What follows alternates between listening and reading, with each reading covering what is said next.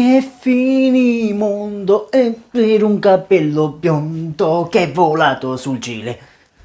Keylor Navas è un nuovo giocatore del Napoli, lo possiamo dire tranquillamente, perché secondo alcuni ci sarebbe già in programma la visita medica, e quando il Napoli anticipa le visite mediche è perché sta per chiudere il clamoroso affare, come è successo per Dombelé, come è successo per Simeone e come è successo per Raspadori. Detto questo, giovani, buongiorno e ben ritrovati sul canale di Napolis 1926. Waiu, Keylor Navas dovrebbe essere un nuovo giocatore del Napoli, prenotate per sabato a Viglia Stewart le visite mediche, ma potrebbe essere che Keylor Navas le visite mediche le svolga venerdì, se qualora il Napoli non dovesse riuscire a concludere la trattativa entro questi giorni, si slitta a lunedì, secondo il giornalista di Sport Italia. Ma possiamo dirlo tranquillamente, Keylor Navas è un nuovo giocatore del Napoli. Come già detto quando feci il video per Raspadori, sono ai dettagli, ecco, manca pochissimo, ma oramai è ufficiale. Anzi, manca solo il tweet di Don Aurelio, però sappiamo che il Napoli, lo sapete, quando fa le trattative ci mette un'eternità, però per tutti i giornalisti, pure per Gianluca Di Marzio, per tutti quanti, Keylor Navas è un nuovo giocatore del Napoli. Andiamo a leggerci l'articolo perché è molto interessante. Premessa, ora mi attaccherete, no? Perché ma tu criticavi la società. Ragazzi, io le critiche alla società le ho mosse quando il Napoli non aveva un progetto, quando De Laurentiis disse lotteremo per lo scudetto, costruiremo una squadra per lo scudetto, e poi mandò via tutti i giocatori, Fabian Ruiz compreso. Poi sul video di Fabian Ruiz al Paris Saint-Germain io dissi, cioè tu stai mandando via tutti, ma chi stai comprando? Perché per Dombelé non era uscito niente, non si parlava di Dombelé, non si parlava addirittura di nessuno, di poter continuare con quei giocatori che il Napoli aveva in rosa. Poi ragazzi, zitto, Aurelio non si è fatto più vedere a giro, non ha più lasciato dichiarazioni, e ragazzi, il Napoli da lì in poi, da dopo il ritiro di Castellisangro, ha sfornato notizie di calciomercato una dietro l'altra, ha chiuso contratti uno dietro l'altro, acquisti molto importanti, molto costosi, e quindi c'è da fare un applauso a Aurelio De Laurentiis. Poi, se qualora si dovesse ripresentare il motivo, uno dei tanti motivi, perché lo sappiamo, Aurelio non sta mai zitto, di criticare la società, io sono qui e sono pronto a criticare la società, come è giusto che sia. Come critico i giocatori, io posso criticare l'operato del presidente del Napoli. Ecco, giusto per concludere, andiamo a leggere l'articolo che riguarda proprio Keylor Navas al Napoli, ragazzi. Allora, il giornalista di Sport Italia, Manuel Parlato, è intervenuto in diretta ai microfoni durante Calcio Napoli 24 Live. Keylor Navas, le visite mediche sono state prenotate in anticipo, come è successo con Raspadori e Simeone. Una prassi che il Napoli fa quando sta per concludere un'operazione di mercato, come io vi dicevo prima.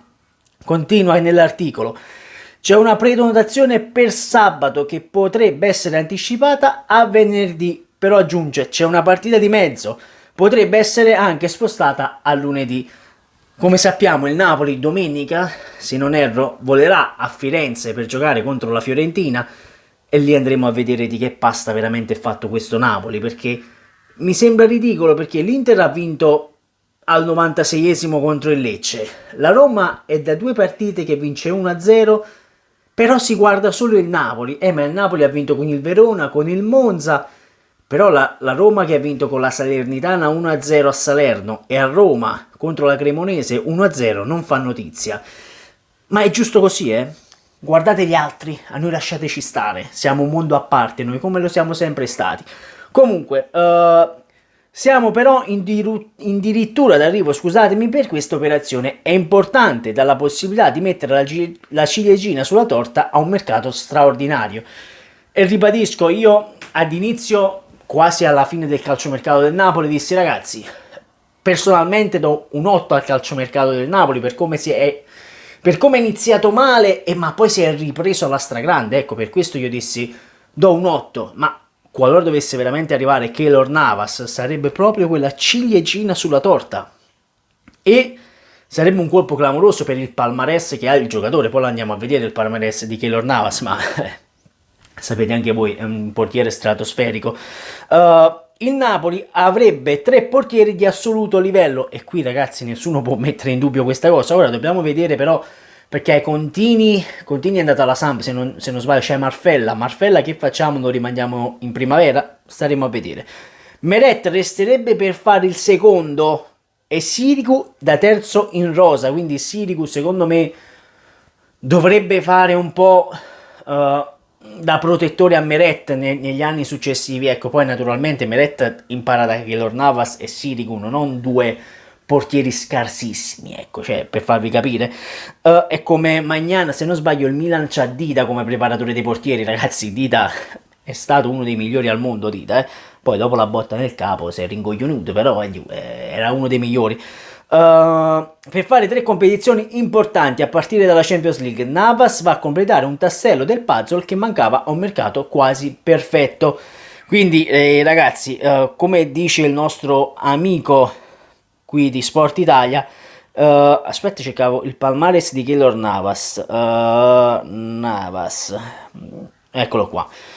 Allora, Keylor Navas, il palmarès, perché ragazzi, allora ha vinto nella sua carriera 4 campionati del mondo 2018, 17, 16 e 14 con il Real Madrid, 3 coppe d'Europa, la UEFA Champions League, 3 Champions League ragazzi, il buon Keylor, tutte con il con il Real Madrid, poi 2 campionati di Francia con il Paris Saint-Germain, il quale non da protagonista perché ragazzi dopo l'arrivo di Donnarumma il buon Keylor Navas si è dovuto sedere in panchina, poi una Coppa di Spagna, 3 coppe UEFA la Coppa Europea, poi una vincitrice della Coppa francese, un vincitore della Supercoppa spagnola, poi Coppa della...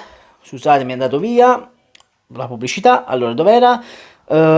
Coppa Cancao Cup Deportivo Stars, poi un campione del Costa Rica inverno, che fanno 2 campionati, non ho capito, poi Supercoppa francese, 2 Supercoppa francese, tutti i titoli, 4 titoli del mondo, ragazzi, il palmarès lo sappiamo anche noi di Keylor Navas com'è, ha 35 anni, costaricano, ma oramai lo sapete tutti ragazzi, 8 milioni dovrebbe costare il trasferimento, ma al Napoli gli dovrebbe aver fatto un contratto di 2 o 3 anni, non penso un contratto per un anno, a 3 milioni a stagione, si parlava di queste cifre.